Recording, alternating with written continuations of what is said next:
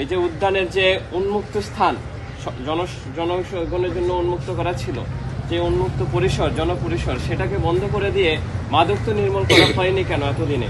গত সাম্য হত্যাকাণ্ড পরবর্তী সময়ে যে দীর্ঘ সময় পার হয়েছে, সেই সময়ে শাহবাগ থানার অতি নিকটে এই ধরনের মাদক সিন্ডিকেট কিভাবে এতদিন দীর্ঘায়িত হয়? আমরা মনে করি এইটা প্রশাসনের একেবারে ছত্রছায়ায়, এখানকার বিশ্ববিদ্যালয় প্রশাসনের প্রশ্রয়ে, শাহবাগ থানার প্রশ্রয়ে, পুলিশ প্রশাসনের প্রশ্রয়ে এখানে যে মাদকের অভিযোগগুলো ওঠানো হয় সেগুলো সব পরিচালিত হয়ে থাকে। দ্বিতীয়ত, সোহরাওয়ার্দী উদ্যান কোনো গোপনীয় জায়গা নয়, এটা একটা পাবলিক প্লেস। এখানে নানা ধরনের সাংস্কৃতিক কর্মকাণ্ড পরিচালিত হয়, মানুষজন ঘুরতে আসে, স্বাধীনতা জাদুঘর আছে, মানুষ সেখানে ঘুরতে আসে, পরিদর্শন করতে আসে। ফলে এটাকে বন্ধ করে দিয়ে এই সমস্যার সমাধান হবে বলে আমরা মনে করি না।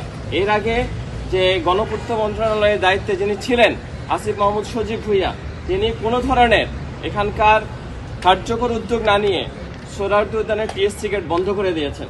বন্ধ করে দেওয়ার ফলে কিন্তু এতদিনেও কিন্তু মাদকের সিন্ডিকেট কিন্তু সেখানে বন্ধ হয় নাই। উল্টো দিকে যে সাধারণ মানুষ এখানে ঘুরতে আসে, সাধারণ মানুষ যখন তার রিক্রিয়েশনের জন্য অন্য কোনো জায়গা ঢাকা শহরে নাই, আপনারা জানেন, এখানে যখন আসে তাদেরকে নানাভাবে হেনস্থা করার মধ্য দিয়ে তাদের ফায়দা হাসিল করে। ফলে আমরা স্পষ্ট করে বলতে চাই, মাদকের বিরুদ্ধে যে অভিযান চলছে সেই অভিযানের আমরা বিরোধিতা করছি না।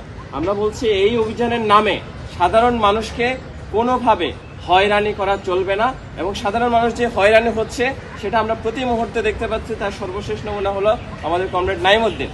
এবং আপনারা খেয়াল করেছেন, নাইমউদ্দিন যখন কথা বলছে পুলিশ বাহিনীর সাথে, খুবই পলাইটলি, খুবই ভদ্রভাবে যুক্তিতর্ক করছিলেন, আর্গুমেন্ট করছিলেন, তিনি কোনো অ্যারোগেন্সিও দেখান নাই। ফলে তার সাথে যুক্তিতর্ক করতে না পেরে তাকে যেভাবে ঊর্ধ্বতন পুলিশ কর্মকর্তার সামনে থেকে কনস্টেবল কেড়ে নিয়ে যেভাবে মারলো, তার পরবর্তী সময়ে ওই মাসুদের তো মাটির নিচে যায় লুকানোর কথা ছিল। অবস্থানটা ছিল পুরোপুরি মারমুখী, এটা হতে পারে না। তাদের ব্যাস থেকে শুরু করে সকল কিছু খোলা, অর্থাৎ আপনি তাদেরকে ট্রেসও করতে পারবেন না যে কে কাকে মারছে।